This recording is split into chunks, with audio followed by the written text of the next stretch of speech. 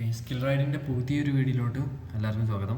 അപ്പോൾ ഇന്ന് മെയിനായിട്ട് നമ്മൾ ചെക്ക് ചെയ്യാനായിട്ട് പോകുന്നത് പവർ ബി ഐനെ പറ്റിയാണ്. സോ നമ്മൾ പവർ ബി ഐ എന്നുള്ള സോഫ്റ്റ്വെയറിനെ എൻറ്റയർലി കവർ ചെയ്യാനായിട്ട് പോവാണ്. എ ടു സെഡ് ഒരു സീരീസ് ആയിട്ടായിരിക്കും പോകുന്നത്.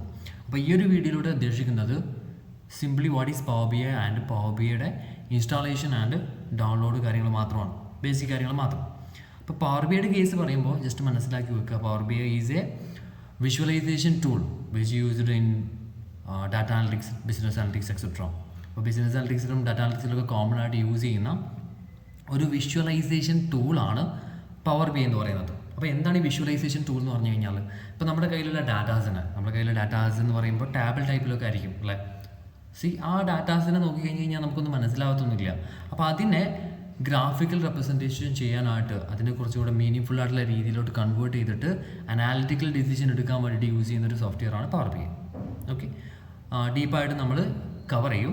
അപ്പോൾ അതിനായിട്ട് ഫസ്റ്റ് ഓഫ് ഓൾ നമുക്ക് എന്ത് ചെയ്യണം, പവർ ബി ഐ ഇൻസ്റ്റാൾ ചെയ്യണം ആൻഡ് ഡൗൺലോഡ് ചെയ്യണം.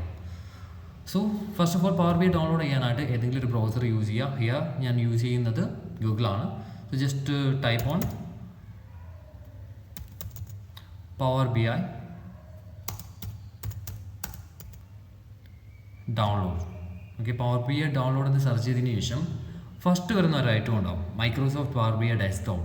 അതിൽ ക്ലിക്ക് ചെയ്യുക ആൻഡ് താഴോട്ട് സ്ക്രോൾ ചെയ്ത് കഴിഞ്ഞാൽ ഇവിടെ ഉണ്ടാവും സെലക്ട് ലാംഗ്വേജ്. ഇവിടെ ഇംഗ്ലീഷിനെയാണ് സെലക്ട് ചെയ്തിട്ടുള്ളതെന്ന് ജസ്റ്റ് ഒന്ന് ഉറപ്പ് വരുത്തുക ആൻഡ് ക്ലിക്ക് ഓൺ ഡൗൺലോഡ്.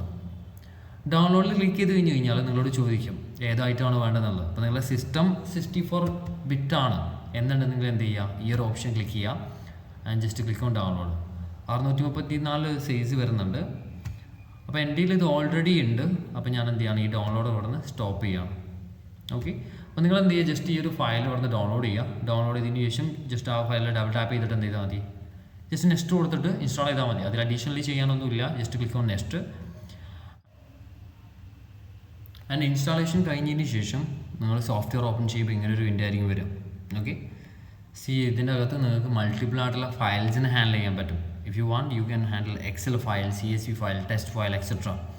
അപ്പോൾ ഫസ്റ്റ് ഇവിടെ ബ്ലാങ്ക് റിപ്പോർട്ട് എന്ന് പറഞ്ഞിട്ടുള്ളൊരു ഓപ്ഷൻ ഉണ്ടല്ലേ. ബ്ലാങ്ക് റിപ്പോർട്ട് എന്നുള്ള ഓപ്ഷനിലോട്ട് ഞാൻ ക്ലിക്ക് ചെയ്ത് കഴിഞ്ഞ് കഴിഞ്ഞാൽ പവർ ബി ഐൻ്റെ അകത്തോട്ട് ലോഡാവും.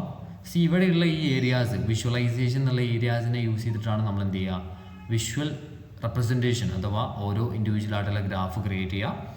ആൻഡ് അതിലോട്ടൊക്കെ നമുക്ക് ഡീപ്പായിട്ട് പോവാം. ആൻഡ് ഡാറ്റാസിനെ ലോഡ് ചെയ്യുന്നതും എങ്ങനെയാണ് ഡാറ്റാസിനെ വിഷ്വലി റെപ്രസെൻറ്റ് ചെയ്യുന്നതെന്നൊക്കെ നമ്മൾ നെക്സ്റ്റ് വീഡിയോയിലൂടെ പറയും. That's all today. See in the next video.